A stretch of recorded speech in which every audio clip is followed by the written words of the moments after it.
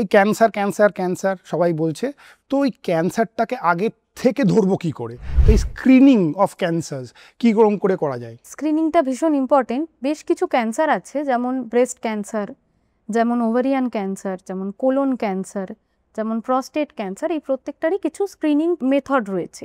ব্রেস্টের ক্ষেত্রে আমরা কি বলি, যদি কারোর ফ্যামিলি হিস্ট্রি পজিটিভ, মানে তার বাড়িতে তার মায়ের ব্রেস্ট ক্যান্সারের হিস্ট্রি রয়েছে, বা তার দিদার ব্রেস্ট ক্যান্সারের হিস্ট্রি রয়েছে, বা ওভারিতে তার মায়ের একটা ওভারিয়ান ক্যান্সারের হিস্ট্রি রয়েছে, তো এগুলো হচ্ছে পজিটিভ ফ্যামিলি হিস্ট্রি। যখনই একটা ক্যান্সার পেশেন্ট আমাদের কাছে আসছে, আমরা এই হিস্ট্রিটা ভীষণভাবে নিই, বা কিছু স্পেসিফিক মিউটেশন টেস্ট আমরা করি। সেই মিউটেশনগুলো যদি পজিটিভ হয়, তাহলে অবশ্যই কিছু স্ক্রিনিং প্রসিডিওর, যেমন ব্রেস্ট ক্যান্সারের জন্য নর্মাল একটা এক্স রে আছে, আমরা বলি ম্যামোগ্রাফি। দুটো ব্রেস্টেরই একটা ম্যামোগ্রাফি করা হয়, যদি কোনো কিছু অ্যাবনর্মালিটি হয় সেটা কিন্তু সেটাতে ডিটেক্ট করা যাবে। বাকি প্রস্টেটের জন্য একটা পিএসএ টেস্ট হয়।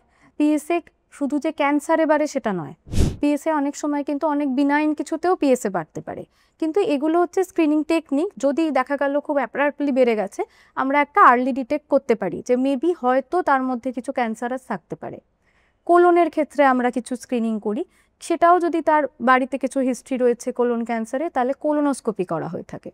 আর একটা টিউমার মার্কার আছে, সিইএ আমরা চেক করি, সেটার ক্ষেত্রেও কিন্তু কোলন ক্যান্সারটাকে ওইভাবে আমরা স্ক্রিনিং করে দেখতে পারি।